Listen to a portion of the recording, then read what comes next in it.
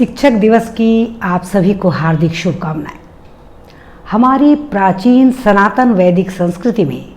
सर्वप्रथम माता को गुरु माना गया है और मातृदेवो भव की जो परंपरा है वो प्राचीन काल से निरंतर प्रवाहमान है, गतिमान है। नास्ति मातृ समो गुरु कहकर ये वैदिक नाद हमारे भीतर उतारने का प्रयास किया गया है कि माता से बड़ा गुरु कोई इस संसार में नहीं है। वस्तुतः जो जननी सृजनकर्त्री है, जो 9 मास अपनी संतान को गर्भ में रखकर अपने रक्त से जिसका पालन पोषण करती है, अगर वो हमारी गुरु नहीं तो इस सृष्टि में कौन हमारा गुरु है। हमारी वैदिक सनातन परंपरा में माता को गुरु मानते हुए मातृदेवो भव, पितृदेवो भव, अतिथि देवो भव की जो विराट सनातन परंपरा है, उसी की परंपरा में एक कड़ी है शिक्षक दिवस मनाना। आज वर्तमान समय में हम 5 सितंबर को शिक्षक दिवस मनाते हैं, लेकिन प्राचीन वैदिक काल में श्रावणी पूर्णिमा के दिन जब शिक्षा का शुभारंभ होता था, जब बच्चे को पहली बार विद्यालय में प्रवेश कराया जाता था, उस दौरान शिक्षक के प्रति बच्चे की कैसी भावना होनी चाहिए और शिक्षक कैसे होने चाहिए, इसके बारे में इसके गान से वेद और पुराण भरे पड़े हैं,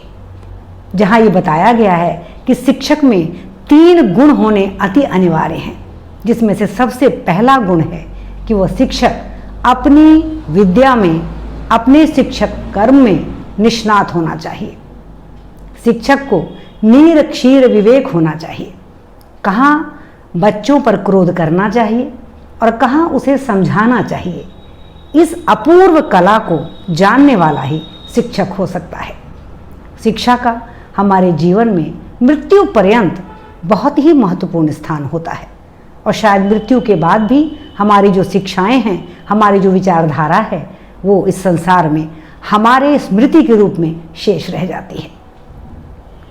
परंतु आज एक बात कहने में मुझे जरा भी ये संकोच नहीं हो रहा कि आज जो कुकुरमुत्तों की तरह शिक्षण संस्थान खुले हुए हैं, कोचिंग खुले हुए हैं, जहाँ शिक्षक दिवस पर अपने गुरुओं के प्रति आभार प्रकट करने की भावना कम और किसी भी तरह के फिल्मी गीत संगीत को बजाकर नृत्य और एंजॉय करने की भावना ज़्यादा घर करती जा रही है। आज उस समय मैं हतप्रभ रह गई जब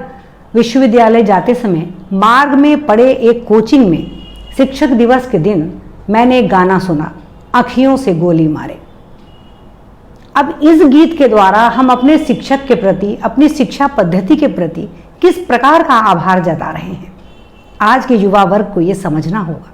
क्योंकि वे आगे आने वाले समय के शिक्षक हैं कि हम किस तरह की शिक्षण परंपरा से जुड़ें,